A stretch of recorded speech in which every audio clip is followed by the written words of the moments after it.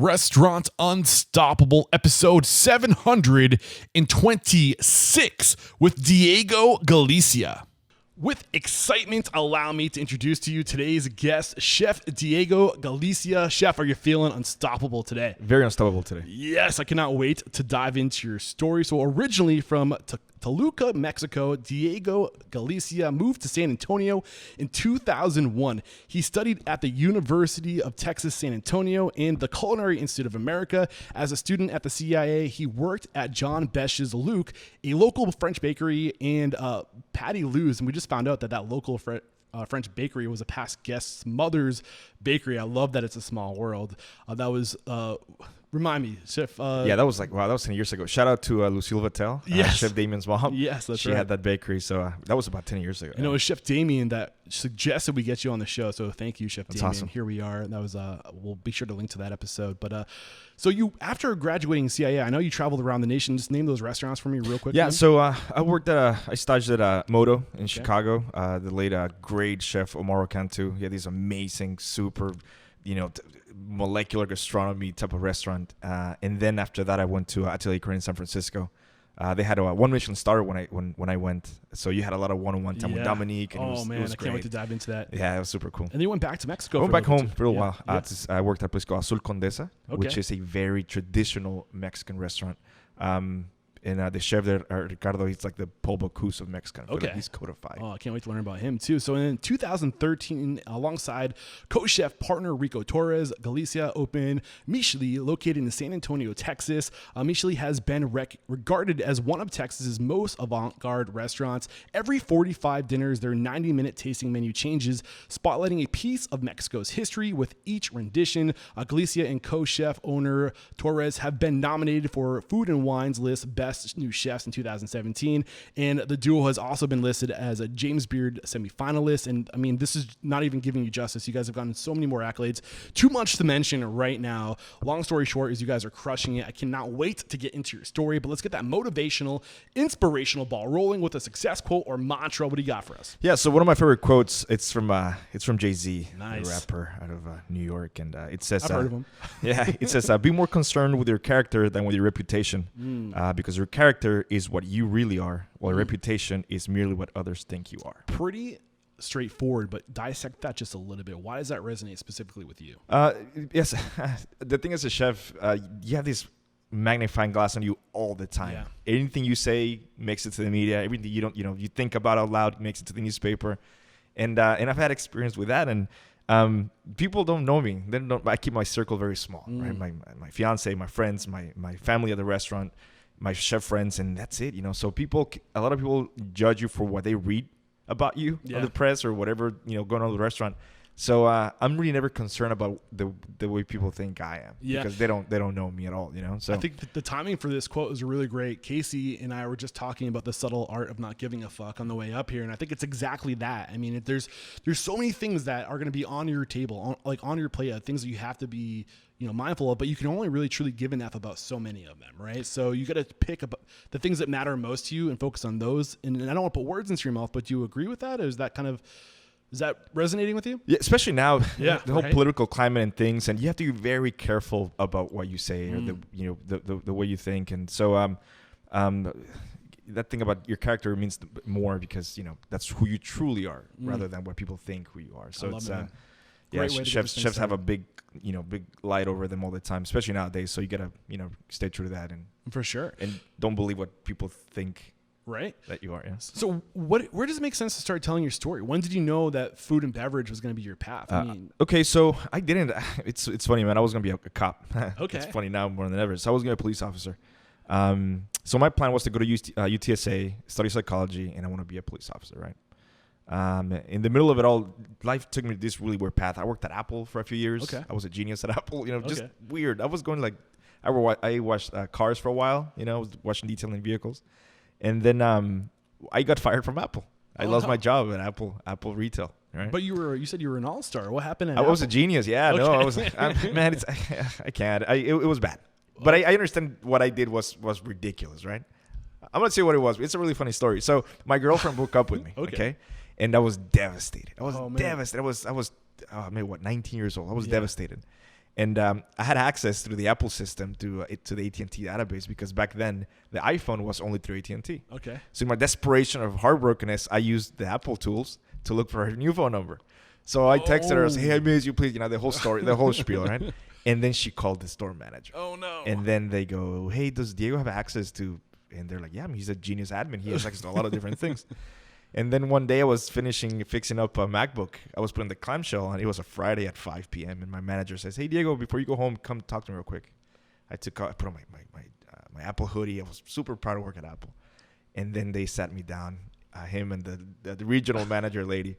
And they asked me, hey, Diego, did you do anything inside? And I was like, no, not at all. He goes, I want to show you something real quick. He pulls on a screen, and it's a video of my computer, the mouse moving around. Man. I had a keylogger on my computer.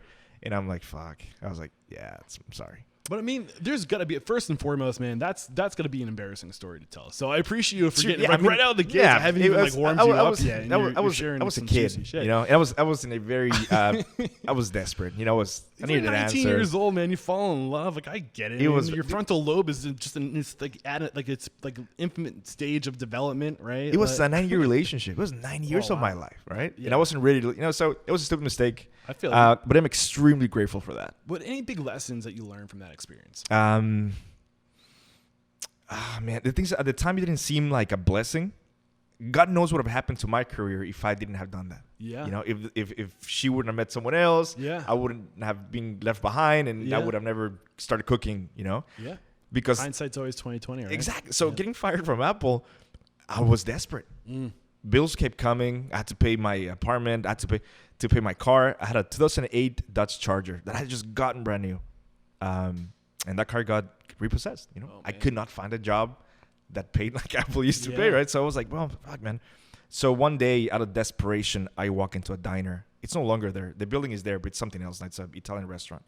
I walked in, and the lady, Patty Lou, I said, hey, I don't know anything, but if you need help run the cashier or you need a bus person, I would be happy to. I need this really badly. And she hired me. I was running the register. I lived across the street, which was great because I could walk from work to my apartment. Yeah. And one day, just like the story goes, say the cook called in, can you help me in the kitchen? 2008, 2009. Yeah. Sure. I started making pancake batter. Before I knew it, I was the morning cook. Okay. All right. So she trays of bacon in the oven in the morning, get the hash browns ready, we had like 30 different pancakes on the menu. It was a diner. And the cool thing I realized is that if you're down in your life, a restaurant will give you everything you need. It'll give you food. I could eat whatever. I remember in the mornings, I had no money walking into Patty Lou's and making a triple bacon, double stack egg sandwich because I could eat whatever I wanted. Yeah. You know, out of the generosity of Patty Lou. So if you're done in life, man, it'll give you food. Yeah. It'll give you a family. If you don't have any friends, it'll give you friends. It'll give you a roof over your head. Yep. Right. So I was like, man, this is incredible because I cannot think of any other industry in the world that'll give me this much. Yeah, for nothing. And I'll add one more. It will give you a skill that can literally get you anywhere in the world. Absolutely. Like you can get a job anywhere in the world if you know how to carry your weight in the kitchen. Exactly. So I was like, great. So, and I started seeing the speed up service on Sundays. All the tickets, we had no POS system. It was all tickets with waitresses just piling up. And the thing just became addictive because I remember when I was a baby, the whole, I'm going to get you. You know, when you were a baby, you get jolt, that you get that feeling that somebody's chasing you. Yeah. That's how I felt every Sunday during brunch. It was a game, watching those tickets pile up, and I would feel that pressure that I'm gonna get you. Like as a little kid, I would feel from my parents, whoever was playing with me, and I enjoy that, you know. Okay. And it just became like this drug. This like, man, this is fun because money was never an issue. I needed money to eat and to pay my rent. Mm-hmm. I didn't have dreams of owning anything. My job was to provide for myself. Okay. Which was to eat and pay my rent. So was this was after your time at the University of Texas? Yeah, I mean, I was 20. Okay, maybe. Gotcha. You know, I was grown already. I wasn't, you know. And that around the same time, 2008 was when our last serious recession was. So I'm assuming that probably played into why you couldn't find a job anymore. I remember, yeah. I was at Apple when 2008 when we saw on this place in the back the market crash and all that was going on. But I was safe with my job because Apple kept growing. You know, Apple was not getting touched. Yeah, especially back then. Back then, the iPods coming out. Yeah, dude, it was great. Yeah. It was, but the thing is, if I didn't lose that job, I wouldn't be doing any of this stuff. Exactly. You know, I would still be in that relationship. Maybe I would be doing something else. Maybe I'd be a cop. like it was my original plan. No, so I'm very grateful that happened.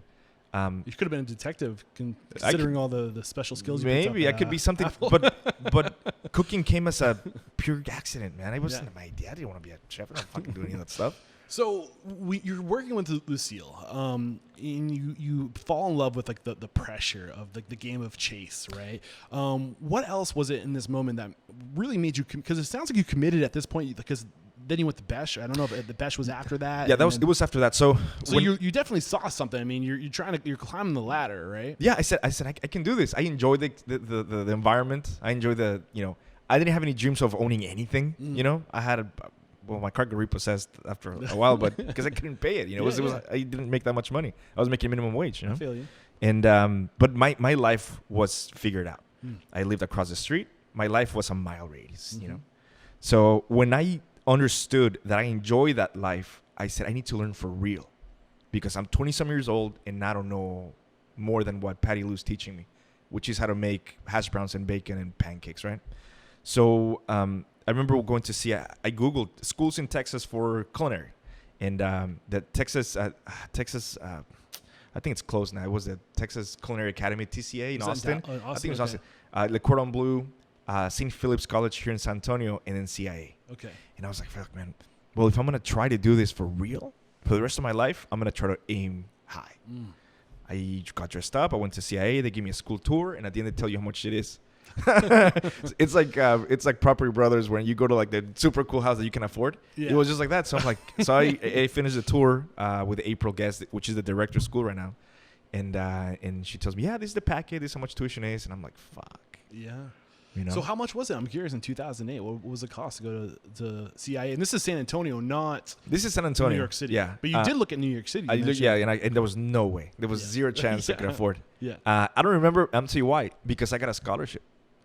It's really interesting, man. Because I wrote an essay, and they gave me a scholarship. Okay. So I pretty much went to school for, I had to pay like little fees here and there, but it wasn't, it was called El Sueño. It was for Hispanic. Okay. People that want to be chefs, right? Gotcha. To kind of like push the Hispanic community to find, hopefully in the future, hospitality leadership roles, right? Gotcha. They want to have more Mexican chefs, I guess. So I got a scholarship, and I did the thing, I graduated, and that's when I went over to, Chicago, and I got the job at Luke while I was going to school. So it was school, Luke in the mornings, and then after Luke, I would go to CIA. I would walk from downtown to the Pearl to go to school. Okay. And my life was just work all the time. I would work at Luke, CIA, Patty Lou's, and then Sunday brunch at Lucille Vattel's Bakery, which is now closed. But I only worked there for 2 Sundays because I got fired. Okay. So looking back at this time, any individual, any one person that you think had the biggest influence on you? I like to say we are the average of those who have influenced us. So who stands out in your mind right now? My older brother. Okay. My brother Sergio. Yeah. That flies being a pain in the butt, right? Sorry about part of the that. rain. Pretty my older brother Sergio. Okay. He's also experienced his share of just bad times. Right. He had a brain tumor at one point. That was really scary. Oof. So he's seen things that I can kind of relate to, and that resilience that he's shown. I've learned a lot from that. So how did this impact you in the early days? How did his resilience dealing with his brain tumor influence the decisions you were making in climbing this ladder, living intentionally to set yourself up for success? I'm going to tell you a little story so it'll answer your question. The first day at CIA, you don't cook for like the first 3 months. You have classes. You have like food cost classes, and you have like sanitation classes. So you have to dress up, the shirt and pants. I remember I got my backpack, I got a shirt, pants, and I got into my car, my Charger, and I drove to CIA. I parked under the freeway in 281. I went to class. I left class like at 10 p.m. that night. I'm walking out. I get my keys. I click the button. My car is gone. Oh, man. They found it after 6 months not paying it. Oh, man. So this is the Charger. It's a Charger. Yeah, okay. It's gone. And it's funny, man, because I stand there with my backpack and no car. I had never taken the bus in my life here in San Antonio. I had no idea how it worked. Yeah. And I say, you know what? It's fine because this is just temporary. My plan was big. My plan was big in my head, man, So you mentioned earlier that you had no plan. Really, when did this big plan emerge inside of you? I knew that if I was going to cook, I knew it would work out for me in the end. Okay. I knew it. I just believed that it was. What was your vision then? Is it anything like where you are now? Yes. What was the vision then? I had my own restaurant. At some point, I didn't know it was going to happen so fast. you know, but I knew it was gonna be somewhere in the long run. It had to work. Right? It could not work. And I remember my car was gone. I don't know what happened to it. I have no idea. They never called me for anything, not even to offer a deal, which I wouldn't have been able to pay. How do you get to that point where failure is not an option, where it has to work? What is it about you, Diego, that makes you where does this come from? Was it because of your brother? Because you mentioned your brother, was that influencing you as failure is not an option? Like, where exactly does he tie in? Yeah. So in Mexico, we have a saying that goes, you don't even go backwards, not even to gain speed. You know what I mean? Like, don't even go backwards. Just go. Keep running. The obstacle is the way. Yeah. Right? Like, don't even go back to gain speed. So it was a thing of when I stood there in the bus stop looking at a bus, I was like, it's fine because this is just temporary. I know it's temporary. I feel it in my heart that it's just for now. You're gonna be laughing at the situation in the future, and I laughed about it many times. I've had the luxury of going to a dealership and getting a new car. You know, like, so I knew that it was gonna be just a thing that happened. It was part of the experience, because I knew the moment I vowed to be a chef, to be a cook, that was gonna be the rest of my life, and it just had to work. I mean, I think that's so powerful. There's the power of mindset, the power of this is where I'm going, and having the tenacity just to get there, right? With nothing getting in your way, being unstoppable. Really, it's all about mindset, right? Any key mentors of those 3 restaurants? I know you were with Lucille, then you were at Patty Lou's, and you also had John Besh. I don't know if John Besh was there. I know at this time I saw him twice in my life. He didn't care too much about the restaurant, and, you know, whatever reviews came out of that place kind of reflected for themselves. You know, But you mentioned your brother, but was there anybody within the restaurant industry that influenced you to set you on this path, or recognize something in you and let you know that this was the right path for you? Man, I wish I had. I never had a mentor, never. You know, and it's really interesting because everybody has that one chef, and I'm very jealous of my friends that have had, you know, Michelin starred mentors, and they can call them anytime, and I don't have anybody like that. You know, it was always by what I know how to do, and it was always by. I wish I had that connection with somebody. I do now. I have a great group of friends that are chefs. They're very successful, but back then I don't, you know. So it was all just this internal dialogue of this is what I want to do. And it was just the because you mentioned earlier it was the lifestyle of being able to, your world was in a little bubble. Like you could go across the street, you could be at work. And was it just the lifestyle that really appealed to you? It wasn't necessarily a mentor pushing you in the direction? It was because I could do something with my hands. Okay. It wasn't very, I didn't have to use too much brain space, too much, I'll be frank with you. I have a GED. I don't have a high school diploma. Okay. I never went to high school. I don't think it's necessary, honestly. And so he had to do something that I had to do with my hands, that I knew how to do. You know, but do you have any learning disabilities? No. Okay. No. It just never stuck. I just never stuck, you know? I noticed, I mean, as you see it time and time again within the restaurant industry, that people who do not excel in traditional educational formats excel in this industry. A lot of them, it's because me personally, I have dyslexia, and I know a lot of other chefs and restaurateurs struggle with learning disabilities. But when they get out of that the confine of standardized, you know, schooling, and they get into the real world, they excel. And I'm just curious if there's anything like that going on in your life. It's no, and I feel bad for my parents because they deserved more. They deserved me to you know to kind of like what's the word, perform. I come from you know, nice, you know, honest, nice family, and you know, so I owe them that much, right? Yeah. So I knew that I had to work twice as hard to make my parents feel kind of proud of me. Gotcha. So no, school never stuck. I wasn't interested. Okay. You know. So we haven't really talked about the CIA. I know you mentioned no mentors, but any key experiences that kind of help set you up in this? I mean, you stage at some great restaurants. Somebody must have plenty something. Yeah, I will tell you. There's an instructor. His name is Henrik von Bargen. He's this really tall German instructor from CIA, and I guess he was one person that if I was to like duckling into a goose kind of situation, follow around, it would be Henrik. What was it about him? Well, he's German, so he has this really funny way. I asked Chef one time, I asked him, hey, you know, he has certified master chef. Like, he's very well trained. He knows in and out of everything. And I asked him, hey, what was your plan B? You know, he says, I wanted to be a clown. Okay. But he said it like with whole conviction in his heart. Yeah. I don't go to clown school. You know, he's goofy. He touches little jokes. You can ask anybody that's been to CIA if they know Henrik, and they will know Henrik. He's incredible, you know. I think I've heard his name referenced in books before. Honestly. Yeah, no, he's written a bunch of books, and he's a legendary instructor in the CIA, and I kind of stuck with him. And I could call him at night, when I started working with Lucille at the bakery, one of the 2 Sundays I worked, I didn't know how to make hollandaise. You know, I went to the bakery and Lucille was like, make hollandaise because we have asparagus on holidays, special on Sunday. I had no idea what she was talking about. Okay. You know, I call Henrik, hey chef, I need to make a hollandaise. So, yeah, boom, boom. Hey, I need to poach eggs. You know, I don't know how to do that either. Yeah, real quick, boom, boom, show me. So I could use the one successful Sunday I had at Lucille's was because Henrik helped me out.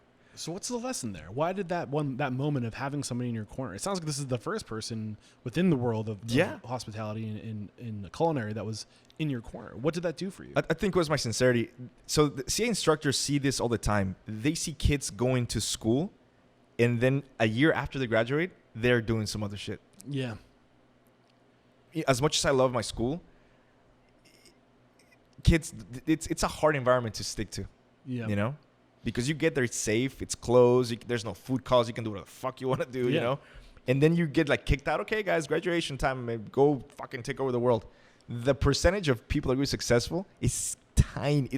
Well, I mean, I say it all the time. I really encourage people to get experience within the industry, to get a taste of what the reality of the industry is before you make that massive investment in your career, in your education. And you had the luxury of getting a taste of it before, and you knew it's what you wanted. And so, I mean, I'm sure that influenced you. But dialing back to this chef, Hendricks, correct? Henrik, yeah. Yeah, Henrik. He said he wanted to be a clown. And then you were talking about your mentor again, Lucille, and he was there for you. How did him wanting to be a clown, and how does that all tie together? I don't know if I'm quite getting it. I don't know. So I don't know. So that was I asked him like, hey, what was your plan B? You know, and he was like, yeah, I want to be a clown. So the thing about Henrik is that he didn't think my questions were stupid. Oh, okay. And he knew that I was serious enough to be like, hey, my job is require me to know how to poach things. Can you help me?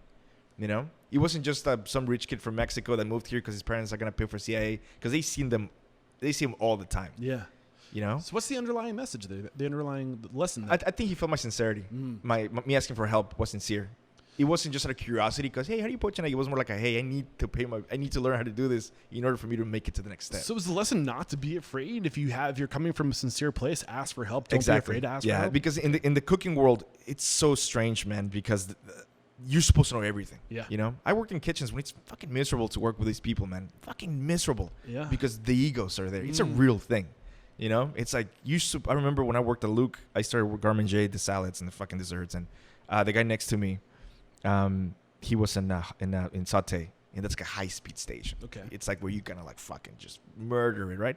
And I'm doing salads and I'm doing the bread puddings and I'm looking at him, and one day, man, I get hit. Salads, boom, boom, boom, boom. And these were really composed salads. You have to like, and then desserts and this and that. And I'm like, yo, I need help.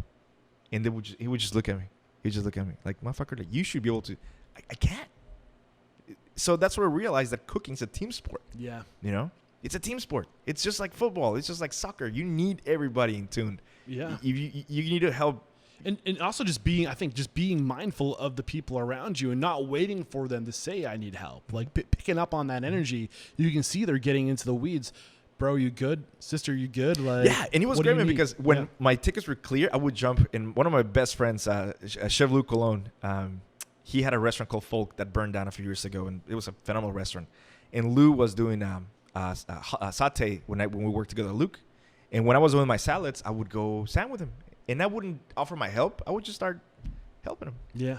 Peeling time and his little prep that he had to do, and we just became really good friends. Was this the same? This wasn't the saute chef. Somebody else. That was somebody else. Yeah. Okay, So Lou and I worked with a bunch of fucking people there that, you know, but Lou and I became close in that, you know. Yeah. And I would finish my orders, and I would just kind of just go with him, and I would learn from him. You know, he went to Johnson Wales. Yep. He worked at Alinea for a while after that. Okay. Because I understood the sincerity in what he was doing.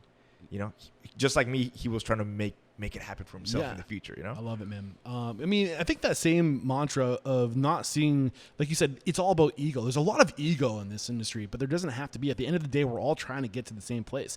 And you're going to go much further together than if you might get there faster by yourself, by screwing people over or whatever, but how far are you going to get when it comes time to need a reference? You know what I mean? Or when the guy or girl that you worked with 5 years ago is now working at Alinea, right? Now you can get a letter of recommendation, right? All these things, people remember you. You have to be mindful of those relationships early in your career. I think that's the big takeaway I'm pulling from this part. Is that safe to say? 100%. Yeah, 100%. Yeah. So you did any of these relationships end up serving you? I mean, I know you went on to stage at 3 really great restaurants. We mentioned them in the beginning. You were with Gimmick Crenn. You were with Moto in New York City, and then Chicago. Yeah. In Chicago. Thank you. And then in back home in Mexico.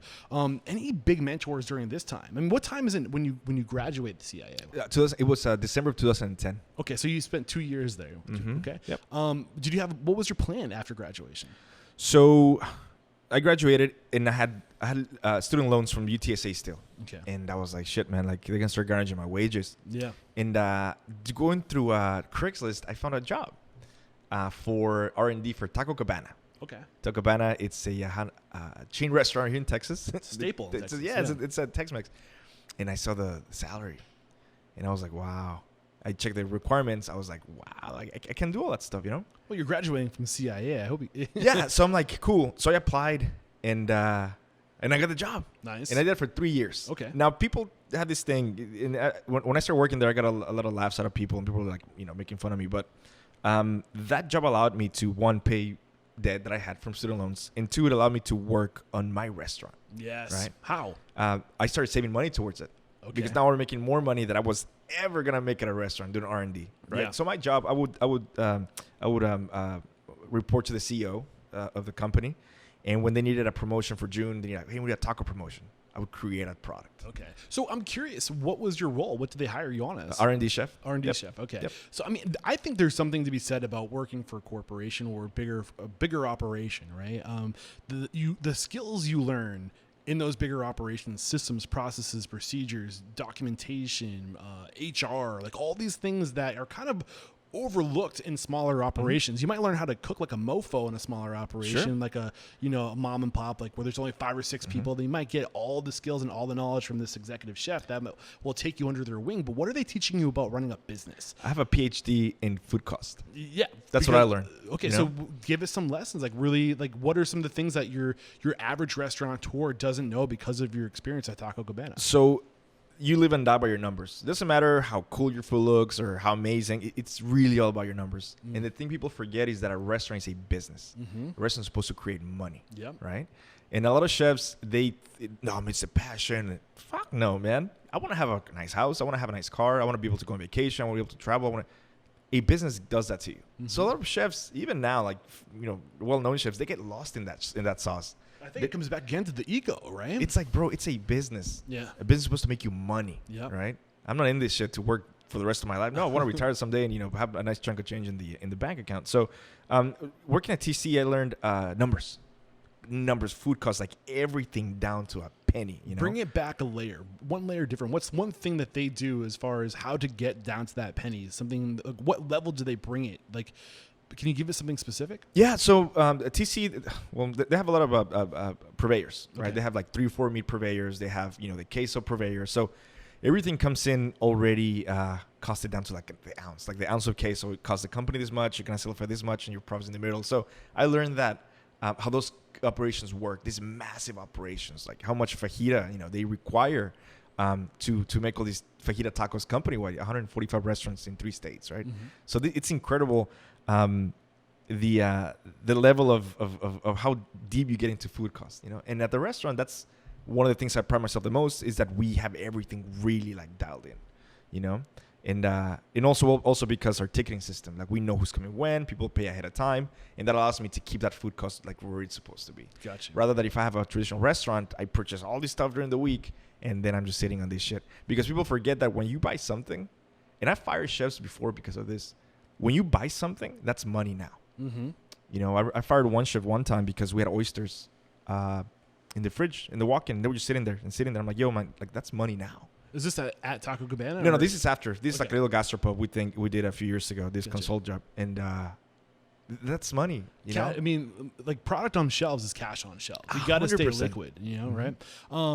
That's a huge lesson. Any other big lessons from working at Taco Cabana that you wouldn't have had if you started at a smaller mom and pop? Yeah, training. So one morning, I started developing a cook certification program. So I took it to myself, and I went to all the restaurants, and I trained everybody how to make the Taco Cabana food. You'd be amazed. They have no idea how to make rice properly. Like, they have no idea how to do rice properly or beans properly. No clue, because a lot of times these are, older Hispanic people. They've been there for 20, 30 years. Nobody gives a shit about how they're doing, or they don't know, man. Yeah. So I developed this really beautiful, deck of slides, and I went to every store, and I trained them how to do everything proper. So when they learned the right way, food cost was better. There was less waste. Food improved dramatically because it was done in smaller batches more during the day than making a big batch of beans and let it just cook all day long. And it was, so it was everything changed. So paint that picture of what training somebody right looks like, how you set somebody up for success. And I don't want to put words into your mouth, but what did you do? What tricks did you use? What tools did you use to create that training? How were you painting that? So the success of these companies, Taco Cabana, I'm going to say, I don't know, McDonald's, Chick-fil-A, whatever, they use tools that measure you have to measure everything, right? So you make a batch of rice, it has to be measured properly. And we start with that. I say, hey, how are you measuring rice? Well, I kind of just eyeball it. Fuck, done. No. Because when you eyeball it, you're making more, you're making less.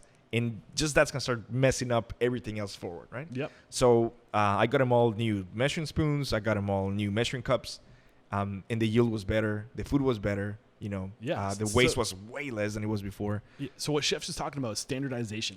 There has to be standards. You can't just wing it. You have to put measurements, and this is the picture of perfection. You got to paint that picture, and measurements is one way to do that. What else? Every restaurant that I've worked in, high end. I remember I started at Ruchico with the great Sterling Readings. He was the chef de cuisine there. Really good friend, phenomenal chef Sterling. He's in Austin. And I remember I was going through I was doing a mise en place for service. I was for one day. And that was while I had mish-ly. Every so often we close down and we all go somewhere. Yeah. All the staff goes start somewhere. And Sterling passed me over a recipe for uchi. It was all in grams. That's the first time I've ever seen that. Before I went to Dominique's and recipes, grams. Moto, everything's in grams. Because they know that you need to stay, if you want to be profitable, you need to keep everything consistent in your recipes. Yep, down to the milligram. That's it. And that's how you make your money, know? I love it, man. Awesome stuff. So we mentioned earlier, we just mentioned again when you went to Dominique Crenn's, you learned more there. Was that at your time at CIA? Were you staging? Were you traveling around? Or was this? That was after CIA. Because if my math is right, you were 3 years at Taco Cabana. Mm-hmm. You graduated in 2008. So now it's 2011. You opened in 2013. Mm-hmm. So we're getting close to opening day.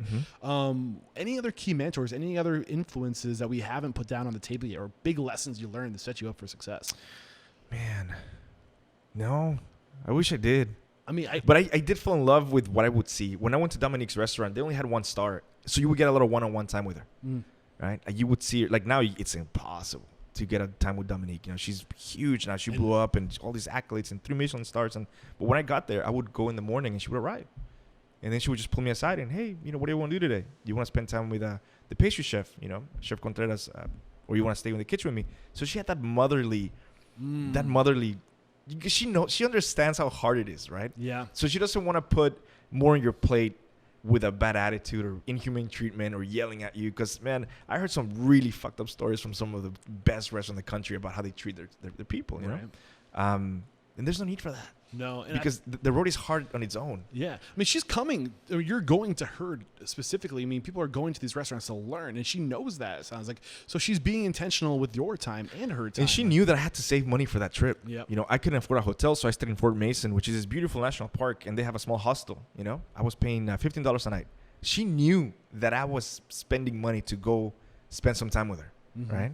And she appreciated that, hey, this kid from Texas flew here, is spending money to come see what we're doing here. Yeah. Right? So just that mentality of knowing that your people are there to coming especially for you. They're coming because there's something that was about you, your restaurant, that intrigued them. They're coming to learn. You got to be mindful of that. You got to give them what they want, because you probably weren't making the most money in a restaurant like this, I'm assuming. I'm sure it was fair. Yeah, well, I didn't get paid. Oh, it was a stage. It was a stage. Yeah, okay, I didn't get paid. So I was there just for free, but I was okay with that. Yeah. The thing I learned with Dominique was the art of storytelling, which is a big part of Michelin now. Which is huge what you're doing right now. Yeah. So specifically, what did she teach you? So Dominique, she writes a poem. The menu is a poem, right? And she's a phenomenal writer. And you just go. It's a story. Yeah. Because when you go to a restaurant now, and it's kind of fucked up because you're spending all this money and they're just dropping food on your plate. Yeah. They just put on your table. This is the local scallops with blah, blah, blah. Tell me more. I want to know more. Give me an example of a story she told with her menu that really impacted Man, you. I think when I was there, it was a fall menu. And you read the menu, part by part. And the ocean, when she gets to the ocean, the dish has like sea foam. And it's just beautiful landscape on your plate. And I just fell in love with it. Yeah. And the way she talks with her accent and the story she's telling. So anytime you go to a restaurant, it's just like, this is a local dish and they put it on the table. That's not enough anymore as a diner, because when it's a story, it's so much more memorable. Who's the fisherman, right? Like, what's some information about this fish specifically? Mm-hmm. Why did we source this fish in particular? Is it a quote unquote trash fish? Mm-hmm. Are we trying to like be mindful of the environment? Like, all these things, people care about that stuff. Like, what's the story behind this purchase? Why did we go with this fish? That kind of stuff. A few months ago, I went to this restaurant in Chicago. I'm not gonna say names. Michelin star restaurant, and tasting menu, and it was a very cold experience. The place is beautiful, but the transaction between me and the service was just like, this is our local halibut. Bye. Like it was like, I want to know more. Like, tell me more. I'm paying $1,000 to eat here. Tell me everything. Yeah. I want to know everything. It's part of the experience. My fiance and I went to the French Laundry a couple of years ago, and that only reinforced your commitment as a chef to give your guests the most memorable experience you possibly can. We had a great meal. So how is this experience different from the experience in Chicago? It was the whole story of the laundry, right? It was everything you imagine. It's what the service, impeccable, the dishes, the tone of their voices. They know everything about you as a diner. Everything. Hey, chef, how's the restaurant? Oh shit, Hannah, happy whatever. It was like amazing, Yeah. And the bad thing is that those experiences, a civilian will never enjoy them more than a chef would. Because that only reinforces you and kind of pushes you to achieve that level of excellence. I love it, man. It was incredible. I love it. So, just a quick shout out to Dominique Crenn. She's somebody I've been trying to get on the show. I was in Los Angeles or San Francisco. Thank you. And I just want to hope get well, chef, because I know she's battling cancer, and I think she's on the upswing right now. So, our thoughts are with you. Get well, chef. Next time in San Francisco, I'm going to give you another shot, and hopefully you're feeling much better. I can't wait to get you on the show. Yeah, she's incredible. It was around this time now. We're looking at what, 2011, right? Did you leave Taco Cabana altogether to start planning this restaurant, mish-ly, or like take us through that process? Yeah, so I was staging during that time. Okay. I went to Mexico City, staged there, San Francisco, staged there, because they were paying me. I was a salary employee for the first time in my life, which was phenomenal. Another benefit, right? 9 to 5, health insurance. It was great. Which also learned about that. At mish-ly, everybody has health insurance. We pay 85% of the health insurance. Damn. And I learned that because I had it when I was at TC. But I mean, that's another tangent we can hit up later. But it's 2011, 2012, and I get a call from my friend Lou Colon, the chef that had this place burned down. And I said, hey, man, we had this cooks co-op that we're starting, all the different cooks in the city, and we're going to do dinners together, and you should come by, check it out. And I was sure. So I went there that night. It was maybe like 10 chefs, all local cooks from different restaurants.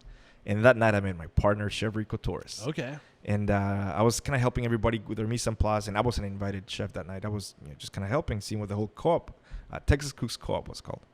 And Rico, we just hit it off. Man. It was like, shit, man. Like, I was helping him out, became really good friends. And every dinner that I got invited after that, we paired up together. Yeah, tell us a little bit more about your partner, Chef Rico. What was he doing before this? Yeah, so Rico, he had his own catering company. Okay. One-man show, a catering company. He had it for about 10 years.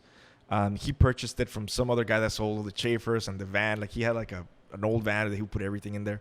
And Rico just hustled for 10 years, His little catering company, one-man show. Sometimes his brother would help him out. Okay. But it was just like a very small operation, What was it about Rico? You hit it off. What was it about him? What was the impression he made on you in this first impression? That he was for real. Okay. That he was for real. What made him for real? How do you know he's for real? Because he had a wife and a kid. So that means that when you have a family to support, you're not fucking It's around. not about ego for him. No, it's about, I need to make this happen, And that's what I liked about Rico, is that he was committed just like me. Like, we share this. We gave the same vows one day to this career. It's like, hey, man, this is for real. And we just became friends. He's from El Paso, family in Mexico. We just hit it off, Okay. We had the same hunger for learning. Yeah. And Rico taught himself. Rico didn't go to school. He didn't go to any cooking school. He taught himself, which to me was extremely honorable. So you guys met in 2011. 2011. And when did the conversation about possibly partnering up? How long did it take to get your friendship, your partnership to develop to that point? So every time we did a dinner, we would pair up. Okay. And we would do our... How often were you doing these dinners? Once a month. Okay. Yeah. And then we paired up. And then the whole co-op thing went in different directions. Some wanted to do like just kind of bullshit, like too many leaders, and there was... Too many chefs in the kitchen, pun intended. So Rico and I bounced. So we're like, fuck this, let's do our own thing. And we did a thing called Gastronomica. That was our new group, right? It was like 3 of us, and we did like twice. And then one morning, I told Rico, like, yo, man, I have this money saved up. He had some money on the side. We put together 15 grand. And I said, hey, man, I have this idea, Rico, for a restaurant. It sounds crazy, man, and cookie, but I want you to come with me, man. Yes, dude. I want to back up a little bit. So what was the name of the group you guys put together? It was called Gastronomica. So the first one with everybody was called the Texas Cooks Co-op. Okay. Right? It was like all these cooks in the city. Yeah. My friend Lou was part of it. He was the leader of it at the beginning. And then when Rico and I bounced, we started our own one. So what was the objective of these collectives? Just to kind of do your own thing. Like, hey, for example, my name is Peter, and I work at, I don't know, the Hyatt. You know, I'm a cook there. But hey, this is like a dish that I want to do, you know? Okay. So we all made a tasting menu of like 15 courses, and every cook would have his go at his own dish. So we would sell tickets, and then we would spread the money around for food cost. Okay. And then we would, use that money to buy ingredients, and then people would go to dinner. So was the objective to try to just have a side hustle to make some more money? Or my objective was to make money. Okay. Their objective was to kind of like, oh, the dinners, man. I was like, nah, fuck that. We should make some money too. Well, the reason why I wanted to hover over this is because I think people think that they like the journey starts with their first restaurant, and it's something I want to communicate to people is you can start where you can, and that is in a pop up or a collab or a collective, right, or a coalition, whatever you guys call it. For you, it was gastronomic. Say it again.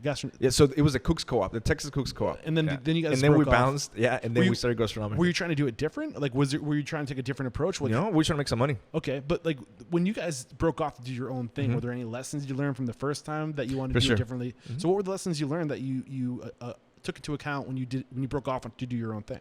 Well, one thing was to keep some of that money for ourselves. Okay. How much money would you make typically during one of these So I think the tickets went for $40, and we would have a cap of 40 people. Okay. So it was, and take us through that whole process of what it would take to pull these people together, how you would promote it, like just paint that picture of what the co-op actually was. Yeah, so it was heavily in social media. We had a logo made, Okay. and then it was just word of mouth. At first, it was only the families of the cooks that would come to the dinners, and then you would just see local foodies that would hear about it somewhere, and they would show up and buy a ticket.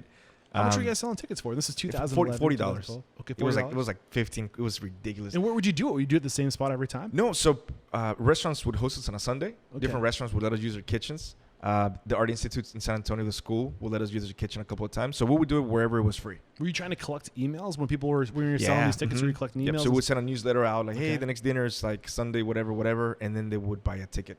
Okay. And what were you using to sell these tickets at that time? I think they would pay when they got there. Okay. We'll collect money. Okay. Or I think so, yeah. I mean, I think these are so powerful because you're developing a reputation and you're networking and you're sharing knowledge. You're coming together. Whenever people come together for a similar cause, right? To whatever it was, whether you're just trying to show off or your thing or just get creative and have a creative outlet, but there's a sense of camaraderie that forms around that. You meet people, you find your future business partners, right? What else comes from that?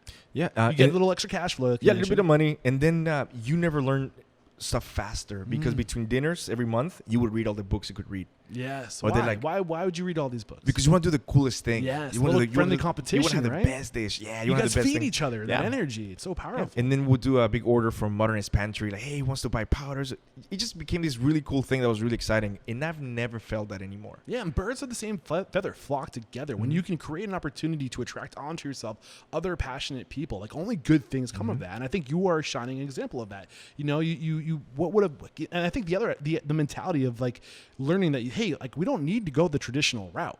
Like we don't need to sell or just have reservations like the traditional way. We can sell tickets and you can spin a whole concept off this idea of selling tickets. And I think we'll get into that, but kind of progressing forward. So you and Rico start really hitting it off. You guys have this connection. We vibed. What was it about your connection? Like what was it about him specifically that compensated you? Why did you know he would be a good partner? You already mentioned that he was in it because he had family. He was for real, you said. What else? His age. Okay. He was a bit older. He's a bit older than me. So what does that mean? He means that it's real for him. He's no longer in test mode. Yeah. He's like, he wants to fly. He's got to execute. Yeah. He wasn't a kid anymore, you know? Gotcha. So I was like, man, these guys for real. So I said, hey man, I know it's a big ask, but man, I want you to come and do it with me. You know, I know you have a family and you have a business that provides. This may fail completely, man, but trust me, I believe it's going to work. Yeah. And he, without stuttering, without no reservations, he said, absolutely. What did he see in you? Man, I don't know. I never asked had that him. conversation. No. He's never like commented to you on something that you do, or like, thank God you're here because I'd be screwed if not for... man. When we had we've had some very intimate, romantic moments, him and I, in our partnership. Have you ever cried? Absolutely, yeah, Okay. yeah, That's absolutely. Good. I remember when we got Food and Wine back in 2017. We were in Aspen in the mountain. There's a big party. Like, everybody's there. Yeah. Anybody in the whole natural, and we're sitting there, and I look at him. He looks at me, and I'm like, "The fuck did we get here, man?" You know. And it was just this bond. We have this phenomenon. He's my brother, man. I mean, shit. We just have this thing, you know. For the past 7 years, I think a big part of the restaurant being so successful is that we're family. You know, we don't. There's none of that. There's nothing. It's just. And he said, "Yeah, I will." The next day, he sold all his catering stuff. Damn. We put together $15,000. And that's not, I mean, that's not a lot of money, man, which is another point. And like we had Jason Dady on the show, or his episode just went live this morning, and he said, you can open a restaurant with $50,000. You don't need the big shiny restaurant. You did it. You cut his number in almost like a third right there. Like even a fraction of that, $15,000. How did you do it with $15,000? So we're like, okay, man. So first we see where it's going to go. And we started just going to Google, looking at like commercial real estate, and there was no way, zero chance, man, we could make it happen with $15,000. But you did. And then I said, hey, man, here in Olmos Park, man, off of McCullough, there's a thing called a yard. There's some train carts in the back. Let's go see what it is. And we drive, and there's a red one with a big hot dog outside. Nice. That said for rent. And Rico, I remember vividly, man, Rico dialing in the number, and then somebody answered. He goes, yeah, it's for rent. How much? $800 a month. Water included. He goes, can we see it? I go, yeah. 10 minutes later, this guy arrives, opens the door, and this is red latex. It's red inside. Red with a zebra border around it. It used to be a hot dog boutique. There's a bathroom. There's water. Electricity. Okay. I remember walking around. There was like roaches and shit everywhere. And I found a piece of chalk.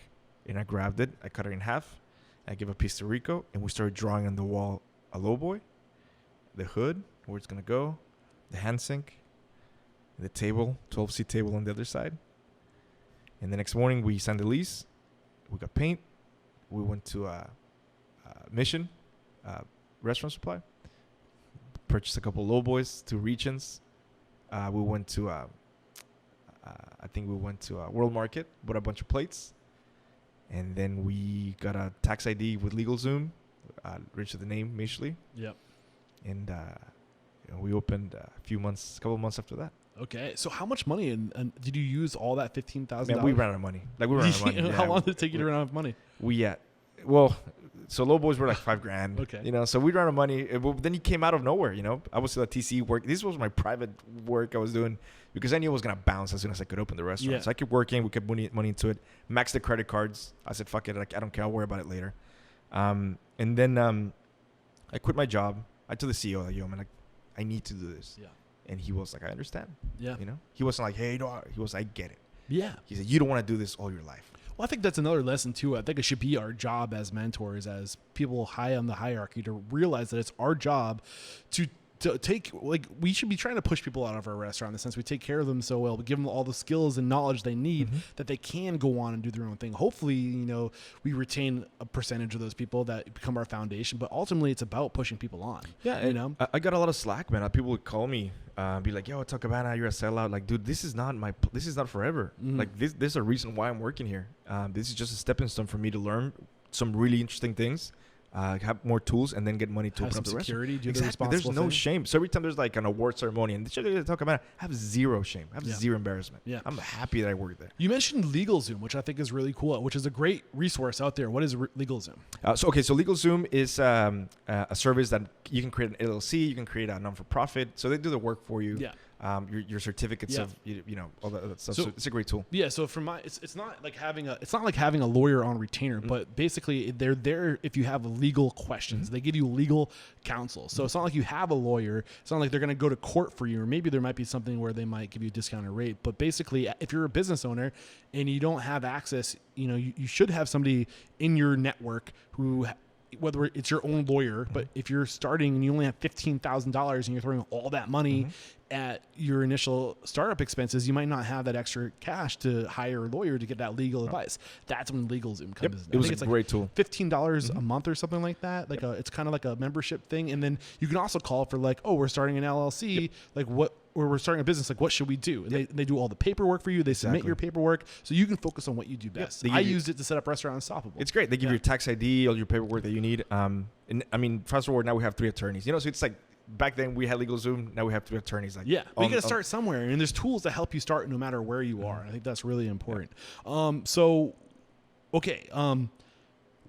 Why did you know from day one that you were going to do a ticket approach? Yes. And this is early. This is going back. Again, this is 2012, 2011. Yeah, there was only maybe a couple of restaurants, Alinea and Next, that had ticketing systems. And I knew it, man, because the other side of the coin is very unfair to restaurants. It's very unfair. The other side of the coin is very unfair. The reservations, the reservation only, or walk-ins, it's a very unfair process. Yeah, take us through that decision of going in this direction. What are the benefits of doing a ticketed system? So for example, at Mish, we have 12 seats, and we sell tickets. That money comes in.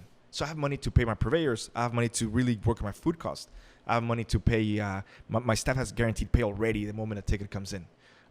That money goes to their health insurance. It goes to their paycheck. So I have all this money coming in that gets set aside. For example, I release July tickets.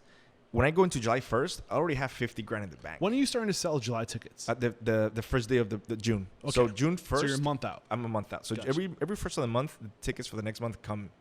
So imagine, man, you have a restaurant, and every first day of the month, I have $50,000-$60,000 in the bank. Yes. Why is that so powerful? Because then I don't have the water in my neck. I don't have to worry about like people gonna come in. Am I gonna have all this shit to throw away? It's such an unfair process. It's an unfair system, man. You know exactly the amount of people you're cooking for. You can, to the penny, order what you need. You know exactly. There's no guessing, right? Zero. No waste. So when we leave on Sunday outside of the restaurant, there's nothing in the fridge. There's nothing. There's maybe a little bit of prep that we can use for the following week, but there's nothing left. Yeah. I need 12 langoustines, 12 lobsters, 12, we have bison. So everything's like 12 done. Yeah. My profit is my profit. Health insurance for the staff. We have our bills paid way ahead of time. Yeah. So the first of the month, all the bills are paid. Boom. Yeah. I think the other variable too is you only have 12 seats, so you have a very limited amount of real estate. So to maximize your profit, you got to make sure you're putting butts in each one of those seats, and you have a better chance of doing that with this model, I would think.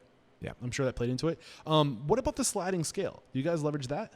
Well, what do you mean? So, for example, I know with Alinea, like it's not the same. If you want to go to Alinea on a Friday night at 7:30, it's not going to be the same cost on a Tuesday. Yeah, it's the same price all the time. Yeah, we've never changed the price. We've never gone backwards. Never. Okay. Never. That's something we'll never do. Why? Why not? Why would I do that? No, I would never do that. Or do a Groupon or a discount week or a restaurant week. There is zero chance in hell I would ever discount our food, my staff's efforts. I would never do that. Okay. I would never do that. So, but on a Friday night, would you charge more for an experience? No? The same thing. Gotcha. It's at $115. Everybody gets the same price. And then at Mixtli, it's like, thank God, the universe, we're always booked. So I've never had to really, Yeah. Reflecting back at that time, opening up and building up this restaurant, anything that you hindsight being 20 would have done differently? Man, no. I'm telling you why. Because all those little lessons, like getting fired from Apple, have been a stepping stone into where we are now. Now I'm grateful for all the goods and the bads, and we fired maybe like 2 chefs in the history of the restaurant. You wouldn't take anything back, but maybe there were some times you fell hard on your face that you can share with us, that you learned something that you leverage to this day? No, never. That's awesome. Never, man. Not any issues in the public eye. Never. No, I wouldn't. I don't take anything back. What are the few things that you did that were the most important things that you did that set you up for success? One was meeting my partner. That was one of the best things that could have ever happened to me. So I'm happy you went there first, because one thing I meant to ask earlier, which I didn't get around to, you mentioned that, you know, he's the real deal because of all these reasons that you share with us.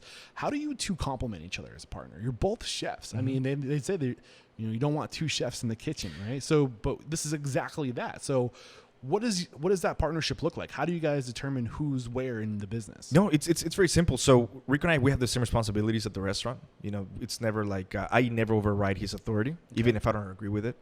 If he tells one of the staffs, one of the chefs, hey, do it this way, but I have a different path of the same process, I never question his authority. You know, I just he's what Chef Rico said. He's when it's to get done. What the restaurant needs, that's the main rule. We can have these agreements, but when we look at the trend and be like, what does it really need? That's exactly what we do. Yeah. It's never something like, Rico, I think we should do this way. It's always what the baby needs first. Okay. So you put the business first. Your personal needs second. 100. Yep, always. Yep. What about strengths and weaknesses? Do you guys complement each other?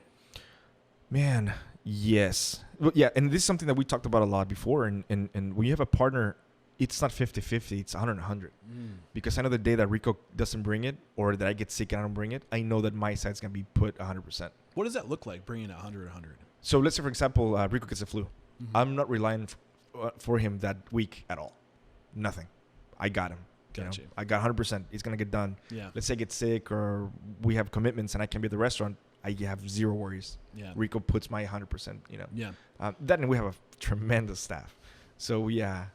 It's never 50-50. Yeah, I say it all the time. I don't think you can be competitive in today's market without a partner, just because you need somebody else to lean on, to have skin in the game, because you can't be 100% all the time. You're a human being. You get, like you said, you get sick, you get the flu, people pass away. You need to go to, like, you can't be chained to the business. You need somebody else who's there, who can be someone to lean on. And would you have been able to come as far as you did if you did this on your own? No. Yeah. No, zero chance. Yeah. So anything in that first year that you weren't expecting? Yeah, so the first night we opened the restaurant, October 1st, Rick Bayless came for dinner. Oh, damn. Yeah, fuck. Rick Bayless out of Chicago, big name, Frontier. Frontera, Topolobambo, yeah, man. So how did you get on his radar? How did you know this was going on? So he came to the city for a Latin conference. Gotcha. It was him, Roberto Santibáñez, another chef from New York City, the whole Latin board for CIA. It was scary, man. Jeez, I bet. It was first night. It was first night. Jesus, 12. That's 12 people. That's 12 people. That's just the whole restaurant. It's just Rico and I. Damn. That's it. No staff, no nothing. How'd it go? I have no idea.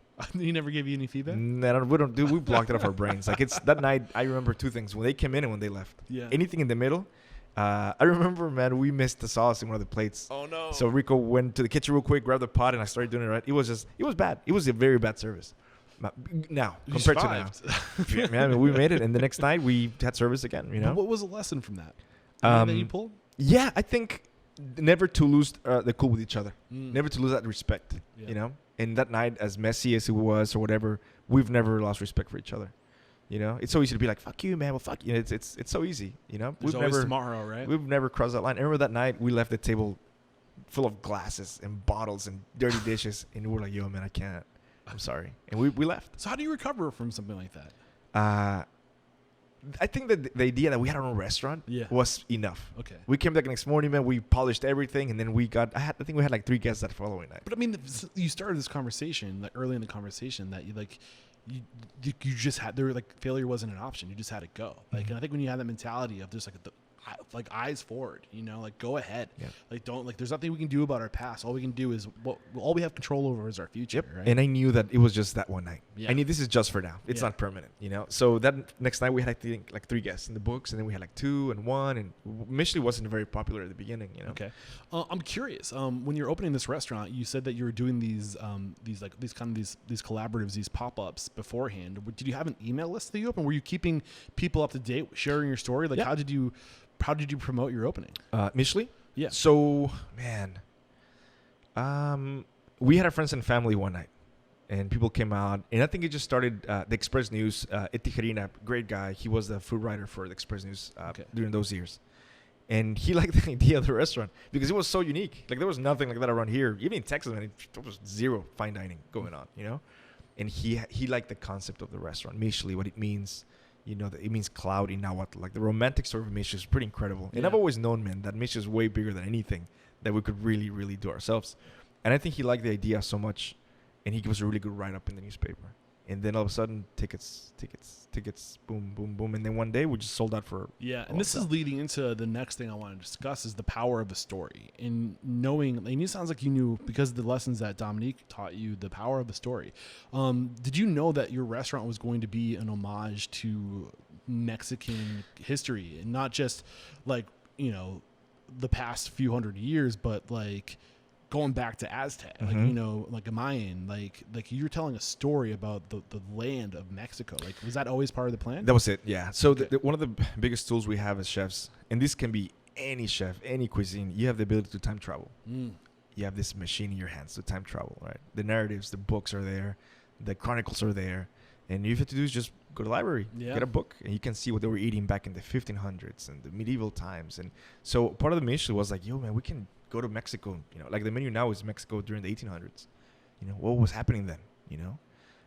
And really part of Michelin success is the fact that we tell a story. And we tell a story. There's a saying that I really like. And I think it goes something like this. It says, the historian tells you what happened, but the novelist tells you what it felt like. Okay. Do you know what I mean? So what are you doing? Are you a novelist? Or I think I'm more of a novelist. Yes. You know? But I can tell you what happened in Mexico in, you know, in the revolution time in 1911. I can tell you who fought where. But I can really show you what they were eating, right? So how do you tie that story into a narrative at the table? How do you take all these lessons? You're in the library, you're looking at these historical books to see what people are eating. What's your approach to weaving this into your menu and then to bringing not just the food to the table, but the story with it? I really think, how can I say this? We try to romanticize everything. So there's two parts to Michelin. One is the storytelling, which are really going deep and taking a little adventure for whatever time. But also the food has to be very memorable, right? Like I can make you a taco and it's like, oh, okay, it's a taco. But then I can make you a really cool taco, right? And the good thing about fine dining, it's nothing more but to show the cool things you can do with food. Like that's it. Okay. You know? Yeah, the ingredients are, you know, they're better sourced, but it's to show you how cool food can be. Yeah. Right? So I remember a few menus ago, we made a dessert. It was peach season. So we made a peach that you hit with your spoon and it breaks into like a mousse, right? So we like make peach and we paint them with a spray gun. They look like peaches. Yeah, I saw the video. There's a video that we can link on in the show notes. I'm sure. So people are like, how do you do that? So I want people to go home in their cars and be like, yo, how do they do that? That was really cool. It was super tasty, you know? And that's what makes it so memorable, and they keep coming back. So you don't just put the food in front of them, like you create this like visual like spectacle, and then you explain how you did it, and that's part of the story. Yeah. What about working in the actual history to the plate and explaining why you chose this plate in the first place? How does that? So Chef Rico, he's part of the committee of the board for UTSA for their rare cookbooks collection, right? So he goes to the university with the staff, and they just like murder all these old books, right? And they come back like, hey, I found a menu for the president, Porfirio Diaz. He had a gala at the castle in Mexico City. So we go through these recipes, and then we just start thinking, how can we make them cool or memorable, right? And that's really where you pull the thread, and the whole sweater just kind of unravels. You know, you just kind of find a recipe, an ingredient. What's that process of brainstorming look like, of unpackaging the possibilities? So we have four chefs. It's 6 of us. And we say, hey, guys, next region or next time in histories, we're going here. Okay. Just go to town. What they were eating, who was eating in this region. Like now in the 1800s, we have the Comanche, the Navajo, the Sioux. We have the French in Louisiana, right? And then we have Mexico in the South. And we have, you know, people coming to Texas to populate. So what they were eating? What were they doing? You know, who's fighting who? Who's trading with what? You know, one of the courses in this menu, we have French cheese from Normandy. You know, because the French were like really in that part of the country, Louisiana. So, and they just tackle it. Boom, emails, text, boom, boom, chef, this. What do you think about that? And then we just not all the ideas make it to the menu, but it's a community effort. You know, like everybody has a say. I'm so happy you're going here. Sorry, did I cut you short? No, so everybody has a say, you know? And we say, hey, guys, let's pile all these dishes that we have, and let's pick the ones that we can really, like, knock out of the park. So you know, like a month out, that, hey Oh, guys, absolutely. next month we're going here, how much time do you give your team to do this research? About 2 months. 2 months. Yeah, about 2 months. And what I love, what you're explaining right now, is what you're doing, and I don't know if it's intentional or not, but it's the power of a mastermind. Like one mind's only so powerful. 2 minds, you're doubling that potential energy of brainstorming, of coming to ideas, and taking your past experiences and things you learned in your come up, and coming together, combining these experiences to see what different angles we can tackle this narrative, right? And then when you tap into 3 other minds, now that's 5x the potential energy, of 5x the experience, 5x the creative, the brainstorming power, the creativity. What happens when you open yourself up to that potential energy and you give these people a voice? Like, what are you doing in that moment? I think the most beautiful thing as a chef is to just watch it, and just watch it from afar. You know, or like you walk into a restaurant and you kind of feel useless for a bit because they have it down. You know, and that's the most amazing thing, to see people that really thrive on those circumstances. That goes with it, man. Like, I don't understand how some chefs can terrorize their staff.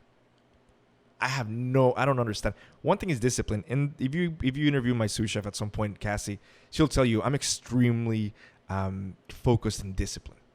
She'll tell you that about yourself? About myself. Okay. Yeah.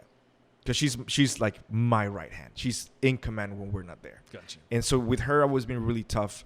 But it's always been based on discipline. But I don't understand the whole really like emotional terrorism that happens in a lot of kitchens. You know, one thing is discipline, which we enforce, and one thing is like treating people like shit.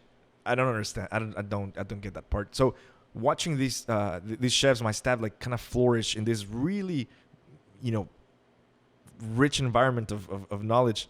It's one of the coolest things I get to see at the restaurant. So what's the secret to accomplishing what you're accomplishing, to give the people the comfort to feel like they have a voice? How do you set that up? How do you create that culture of community, of contribution? You need to have your battle plan. Okay. I think you have to lay out what the plan is. Like, hey guys, we're going to invade Normandy, so this is the plan. So you're painting that vision. When you land with your parachute, you're not confused as to what's going to happen. Okay. You know what you need to get done. So the menu we have now, we only did it for 2 weeks when we opened, and then we had to shut down for COVID. Yeah. So going down to service tomorrow, it still feels brand new. Mm-hmm. Because when we finish a menu, like, we're kind of like, we're done.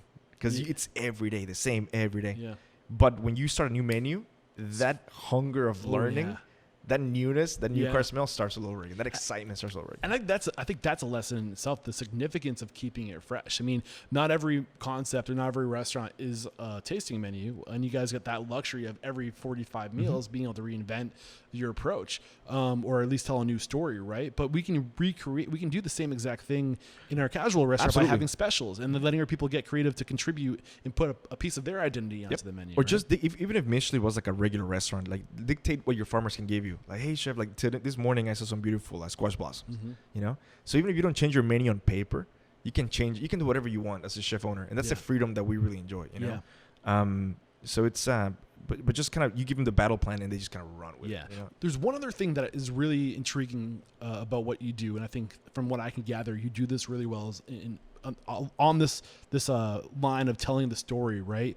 You've told us the narrative up to the point, how you prepare your team, how you give them the tools they need for success. And you say, like, you give them, what was the word? You prepare them the battle, going to battle, right? Yeah. Like, but when you're actually, it's service, right? You're bringing the plates to the guest, and you're telling a narrative. You're not just dropping the plate off. Here's here's the flounder. You're like, you're like, what does that narrative, what does that storytelling look like? How can we be good storytellers in the moment? So what advice? So the chef that drops the plate, the chef that explains the course is the chef that created the dish. So all 5 chefs get to present. That's amazing. Yep. Okay. So you're giving them ownership of what's happening in service. You know, I mean, people are paying good money to eat your food. Yeah. You charge what, $97? $115. $115. Okay. So I mean, they're paying you good money to go enjoy experience. So if you make the dish, you present the dish. Yeah.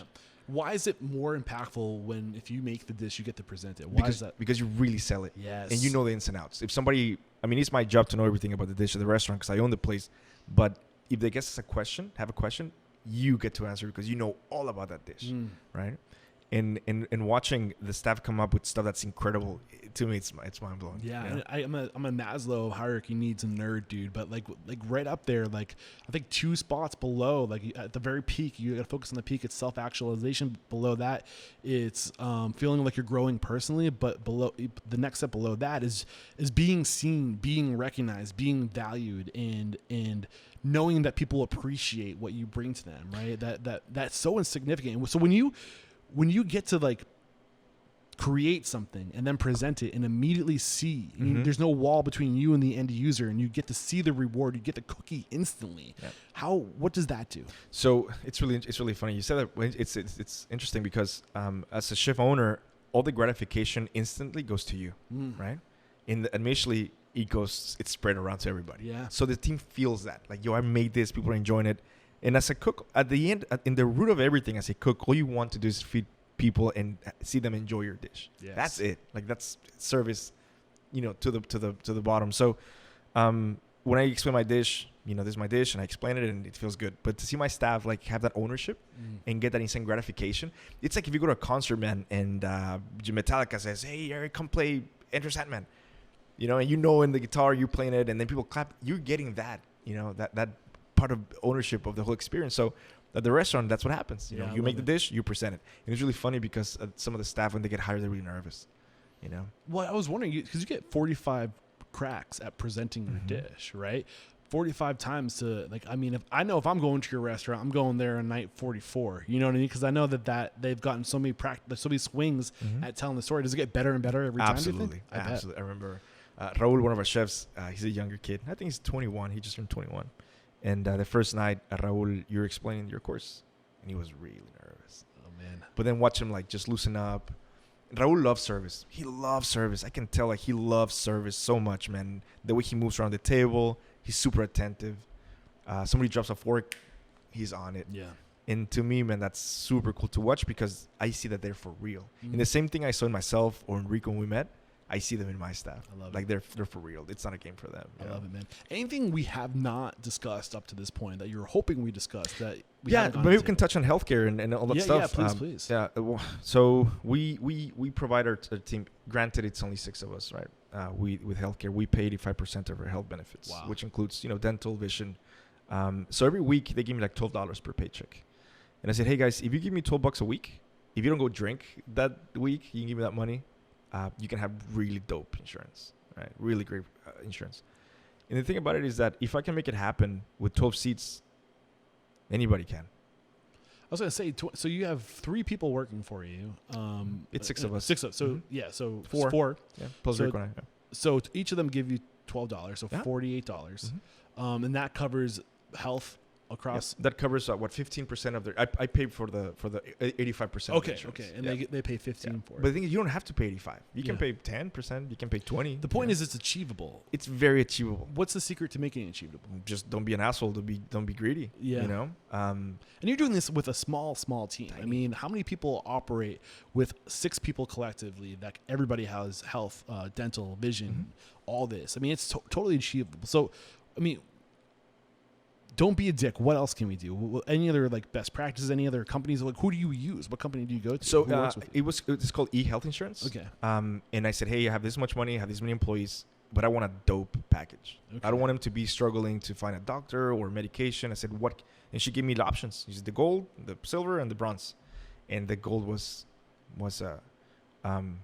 achievable. We could afford it. So you don't have to do it. Just offer anything. Anything. You don't have to offer the top of the line. You can offer the gold, the bronze, whatever cheap, but anything helps. Yeah, I'm bad at math. Your team's paying $48 a month. And you're doing, and they're paying 85%. 85%. So what are you paying total? It's like $2,500. $2,500 a month. Mm-hmm. Okay. Yeah. I mean, but what do you get in return when you're not a dick and when you're willing to do these things for your employees? I don't want to lose them. Yeah. And how many other places can they go and do what they're doing and get the same care? 0, unless it's a hotel. Yeah. Well, hopefully after this episode, there's a lot of other places that offer. I really hope so, because a lot of times like, well, it's expensive. Have you looked? Yeah. And I could not not take care of them. Yeah. I can't. People don't care. Like, what's the saying? People don't care what you know. They want to know how much you care. Right. And I think there's no better way to show people you care by literally being there for their health, being there for their well-being, right? That's such a great way to show you care. The leadership in the restaurant is female. My sous chef is a female, and I have 2 female chefs. You know, and like it's mostly females at the restaurant. Yeah. It's Rico, myself, and Raul, and 3 females. And I cannot not. Women require specialized care. They require certain things you need to get from a doctor. So I mean, fuck, man. I got you, man. I'm picking up what you're putting down. So we have to talk about COVID-19. I don't really want to talk so much about how you reacted to it because I feel like the time to have react has come and gone. How are you adapting for the new future? Well, what do you think the new future is? How do you think the future of the industry looks? Man, it's funny because I've had a couple of dinners at restaurants, and this hit service to its core, hospitality to its core. Yeah. It's bad. You go to a restaurant, it's like everything's super sterile and mass, and the thing about eating in a restaurant, it's like sense of community where you can see other people engaging in their parties, or maybe they're celebrating something. You can see like the happiness going around. Now you can't see shit. You can't see any of that because everybody has a face mask, and but it's so cool to see that the craft itself is so resilient that we're gonna go through this shit. Yeah. Especially at Michelin. Michelin's a petri dish. It's a small train card. It's difficult to kind of navigate a virus in such a small space. Yeah. Right. You have more control over the small space. Yeah, but also like it's like a can. It's a metal box, so it's kind of like I cannot space people out. I feel you. So you went from 12 to 8. I know it's 12 to 8. So now we have more room between people sitting together. A lot of our parties are family. Yeah, they're all together, so that gives me more like people feel better. Yeah, freaked out as much because they're not surrounded by strangers. Right. So we take all the precautions that we possibly can. I told my staff, listen, if you don't want to come to work, you don't have to come to work. I completely understand. Did anybody not show up? No. They all they're ready to go back to work. But I said, don't feel like you have to. You're not fired. Yeah. I can't pay you, but if you want to come back, come back. So a lot of people would argue that your business model is the most vulnerable, high touch, high, fine dining. You're telling the story. It's very intimate. Do you agree with that statement? Do you think that? Sure. Yeah. Okay. Yeah. So, are you going to change anything about how you guys do things in the future, or are you sticking to your business plan? No, we're sticking to our business plan. Okay. Why? Yeah.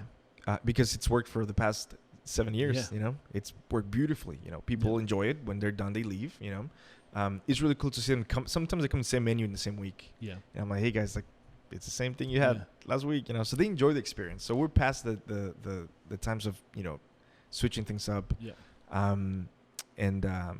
Man, I think 7 years, man, we haven't done anything yet. We have some really cool plans. Are you guys struggling to fill those 8 seats? No. Okay, that's good. I'm happy to hear that. Anything we have not discussed up to this point? Any other advice around COVID or what you think the future is going to look like?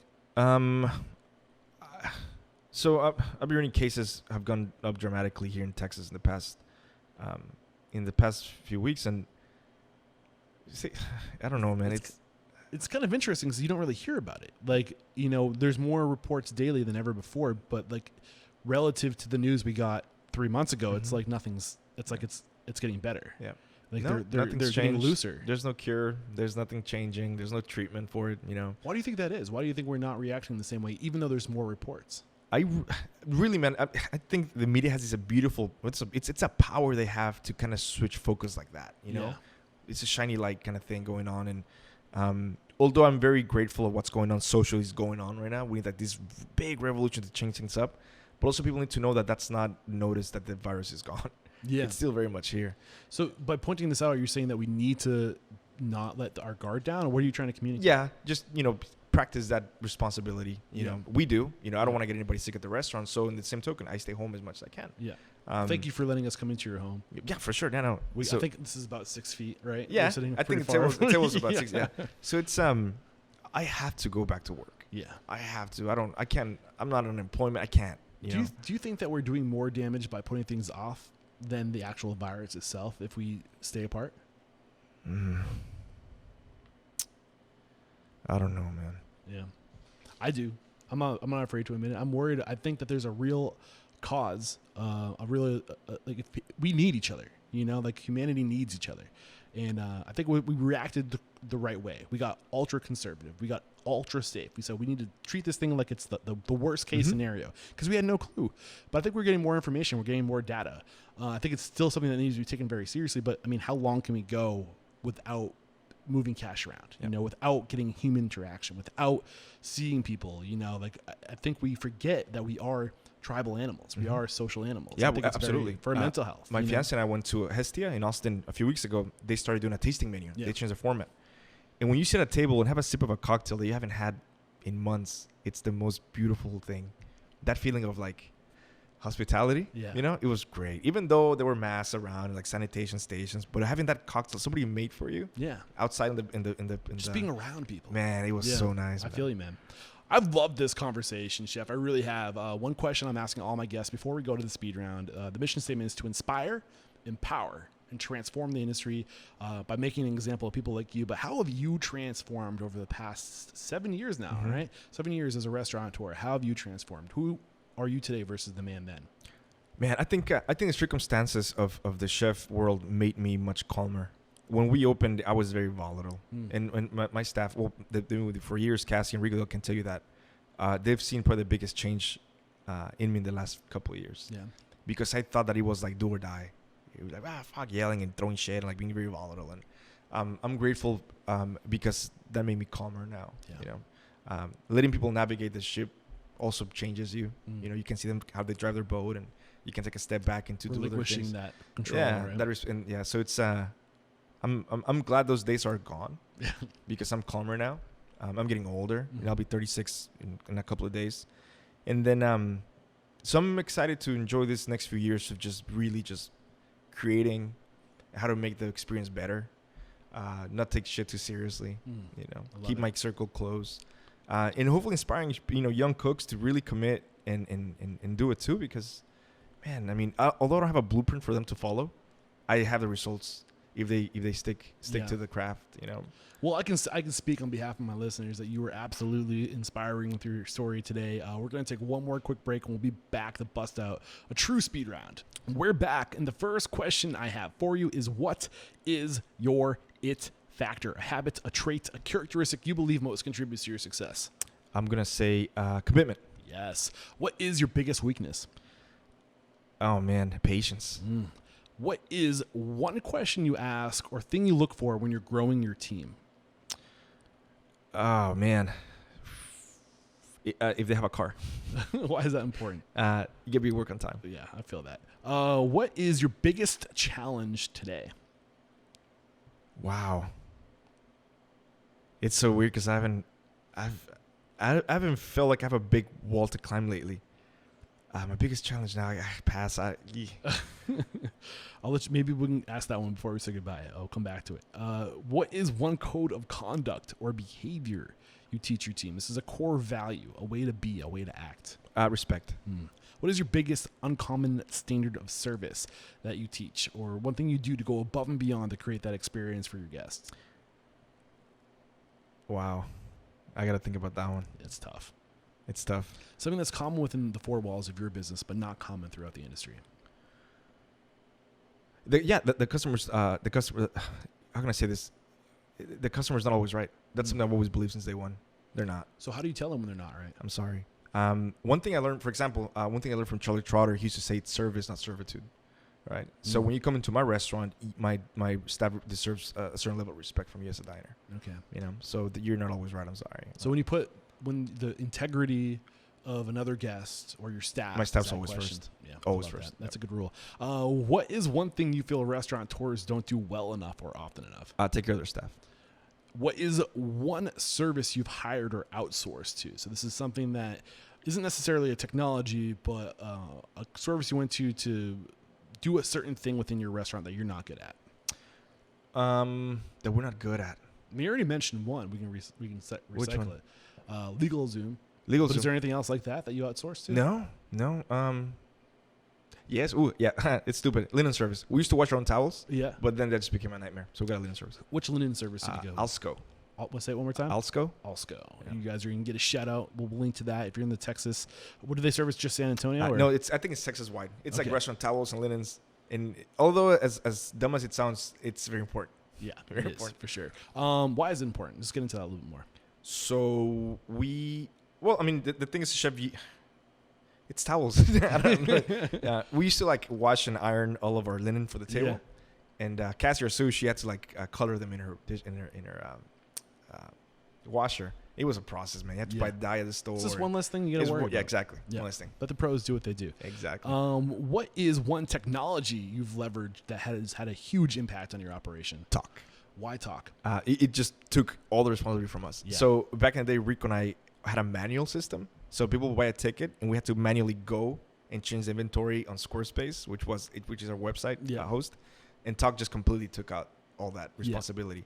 Yeah. We would have services that were booked, and then I get 6 people walking in with tickets in their hands. Like, yo, I bought a ticket. Yeah, I know there's been a lot of talk about Toast on the POS or on the podcast right now, but if you are taking this approach of selling tickets and doing the experience ticket selling approach, by far Talk is the most recommended for that approach, from that service approach. In my experience, yes. Yeah. Okay, this is the last question. It's a doozy. Are you ready for it? Yes. If you got the news, you'd be leaving this world tomorrow. All the memories of you, your work, and your restaurants would be lost with your departure, with the exception of 3 pieces of wisdom that you could leave behind for the good of humanity and for your legacy. What would those 3 pieces of wisdom be? I would say something I believe in a lot. Maybe makes sense or not, but cooking is your gift as a human being. You know, a lot of chefs are scared to cook like Cambodian, and I don't believe in any of that. You know, I think that when you're born, you're given this beautiful gift, which is food, and you should be able to cook whatever the fuck you want to cook. I love it. You know? What's number 2? Respect. Everybody deserves respect, whether you know them or not. You know, a certain level of respect that should be given, period. So cook whatever you want. Have respect. Respect. What's number 3? And don't judge people. Don't judge people. That's something really, really bad. I think that's a really great piece of advice right now, especially with all that's going on in the world. So what's your advice what's your filter to check yourself?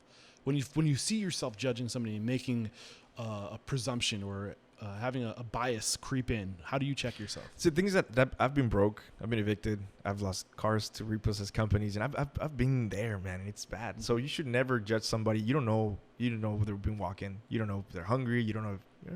I love Give them a little bit of respect. Always believe that they have the best intention. Yes. You know, and it's gonna save you. Doubt. That's gonna save you a lot of problems. I love it, Chef. You've been incredible. We wrap up every chat by calling a couple of folks out, maybe 1 or 2 folks that you respect and admire. And you would personally, if they were being interviewed right now, you knew that their episode went live, you go listen to it tomorrow. Who are some people that come to mind? Definitely Chef Kevin Fink from MRI. Yeah. Kevin is a tremendous friend of mine.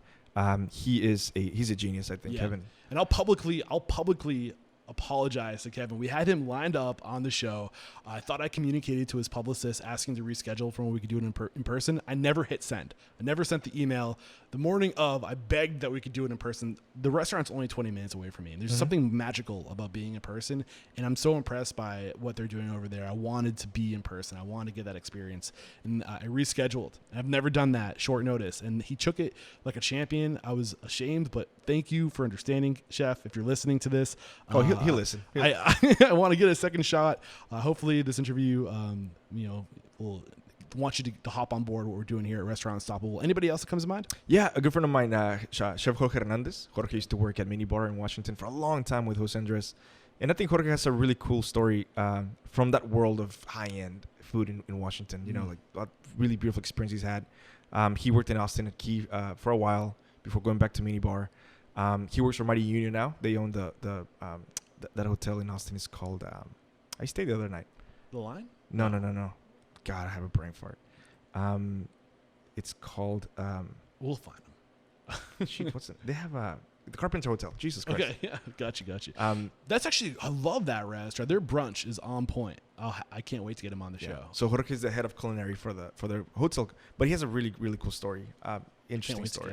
I can't wait to get it. Right in our backyard too. Thank you so much. And we want to come. What if we want to come join your team or maybe come experience your restaurant? What's the best way to connect? Yeah. So of course, we're on social media, Facebook and Instagram at Mish-ly Cloud. The website's restaurantmish-ly.com. There's an email you can hit up. We'll love to see you. Chef, thank you so much for taking the time. Yeah, anytime. It was fun. There is no questioning. You are unstoppable. Awesome. Cheers.